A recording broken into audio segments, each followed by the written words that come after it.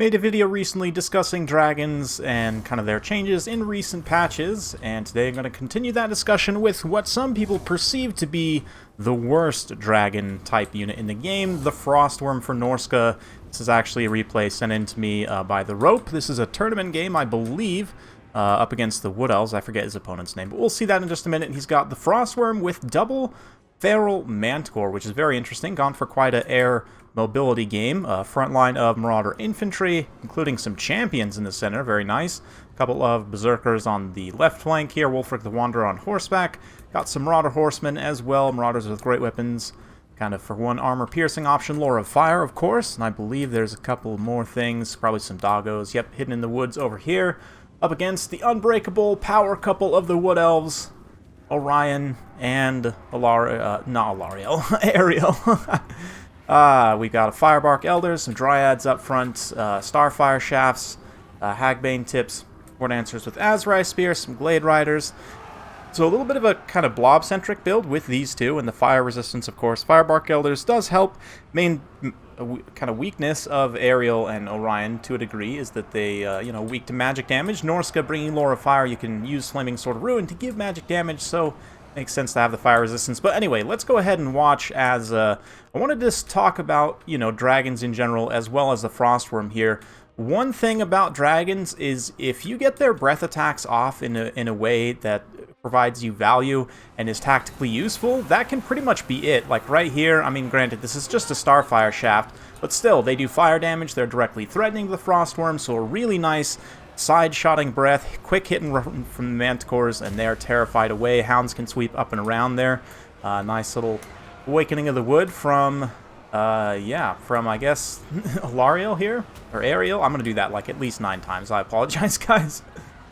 Ryan also unleashing his hounds over there, so lots of AoE damage, but Eternal Guard definitely getting wrapped up.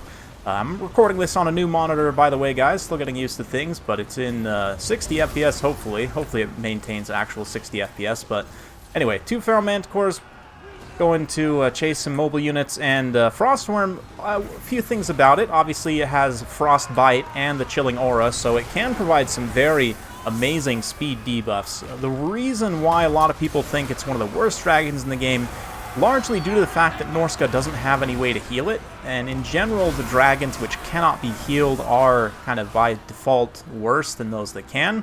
Here, like, he gets stuck, poor Frosty Boy, between Ariel and Orion.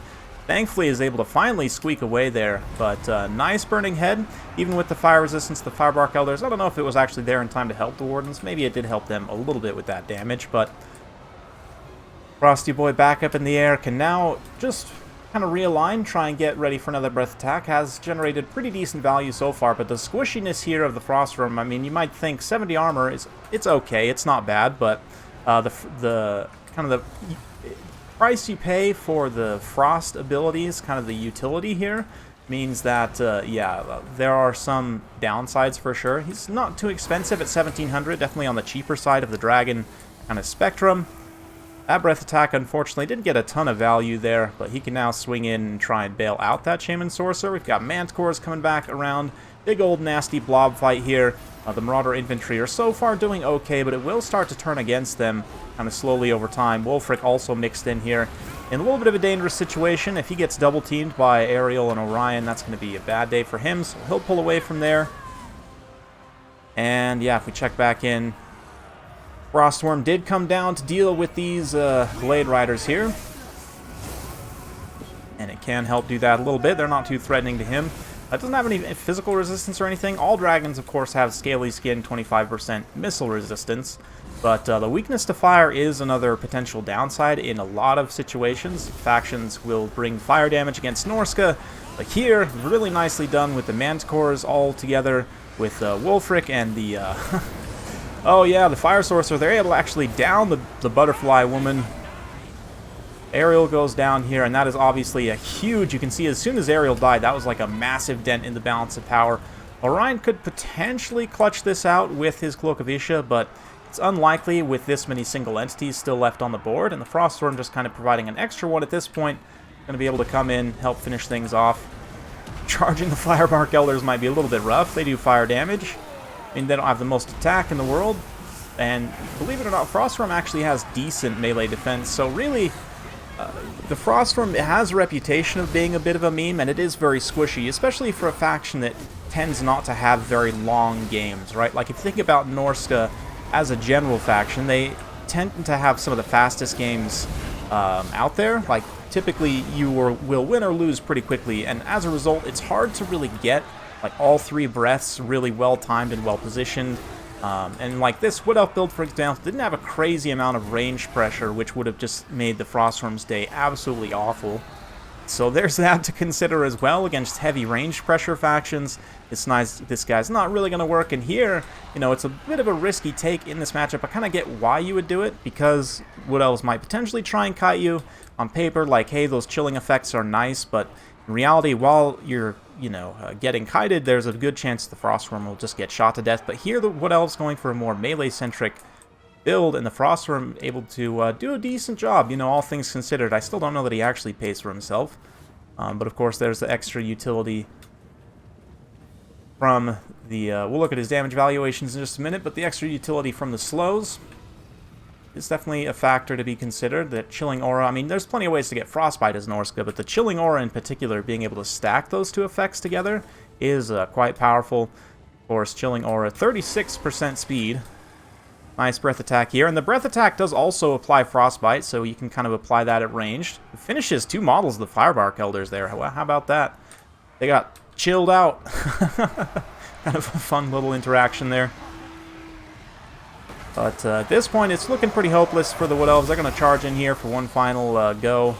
Fortunately, the Manticores, and really the 2 Manticores in support of the Frostworm, I feel like is a very good idea. In general, right now, I would say the meta kind of revolves around cheap, cost-effective monsters, and you can get some good value out of the Frostworm. Like here, the Rogue was able to get 1,600, so almost actually paying for itself just from raw damage value. Then, of course, this Wood Elf build, how much did that chilling effect, you know, actually help various units get caught or whatever? It's hard to really say.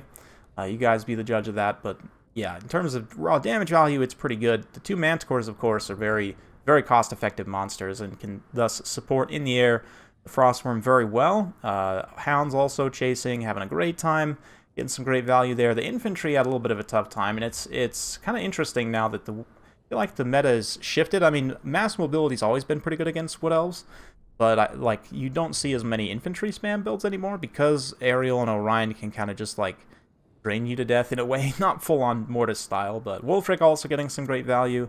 Shaman Sorcerer as well. Of course, Orion and Ariel, both powerhouses. Still, I don't think Ariel paid for herself, but, you know, she's also potentially healing some stuff. The Wood Elf infantry generally had a tough time. The Dryads actually doing okay. Wardens of Kithral definitely not too great. Same with the Loix Tricksters. This kind of elite small Wood Elf build, in my opinion, is not necessarily the way to go here. I probably would have like cut these Blade Guards, who also didn't really do much. I'm a fan of Deepwood Scouts here, especially Swift Shiver Shards, because Swift Shiver Shards do magic damage. They're great against Skin Wolves, and Norsca doesn't really have the range to kind of countershoot you, so you don't necessarily have to worry about the loss of range with the Swift Shiver Shards, and their DPS is just insane. They can shred Norscan units super quick. Of course, Fire 360, fire on the move, so they can kite something like the Frostworm, of course. But yeah, in my opinion, just a little bit too small. I probably want to cut these 2 elite RORs and go a little bit wider, in addition to the Deepwood Scouts. So yeah, just to kind of talk a little bit more about dragon comparisons, I've got a few dragons pulled up here. We've got like the Black Dragon, which is in a little bit of a different price range, but more comparable is, of course, the Wood Elves' own Forest Dragon, and Sun Dragon's actually exactly the same cost, so we'll start there. Sun Dragon's literally better in every way, except for a little bit less armor and a little bit less HP. Of course, you don't have the kind of secondary effects, right? It does flaming damage, but no frostbite, no chilling aura, no magic damage. So all these kind of little specialty traits here you are paying a cost for.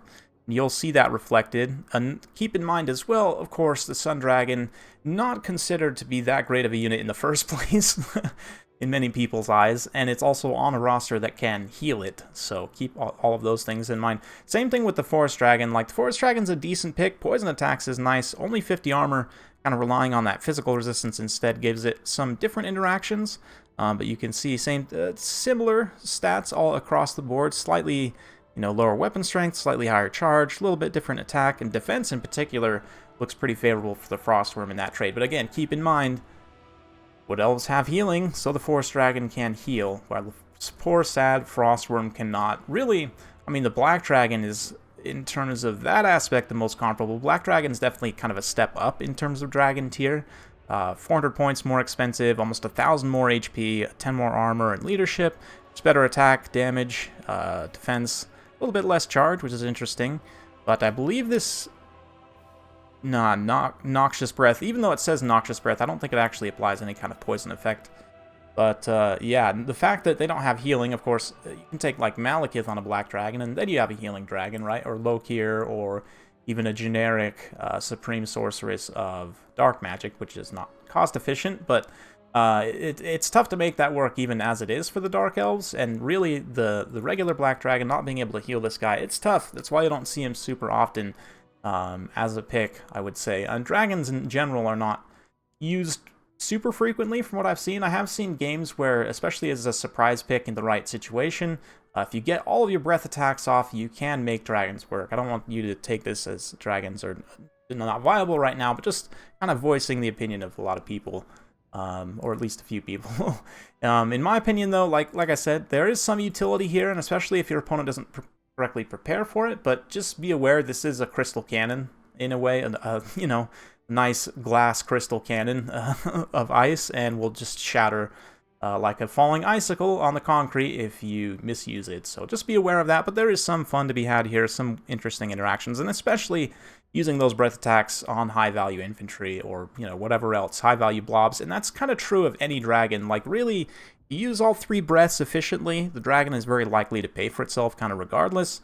That's kind of my advice for the day. Hopefully you guys enjoyed this one, though. If you like this sort of content, be sure to like, subscribe, hit that bell notification button. If you made it this far, let me know about the new monitor setup. Do you guys like it? Do you notice a difference at all? Am I just crazy?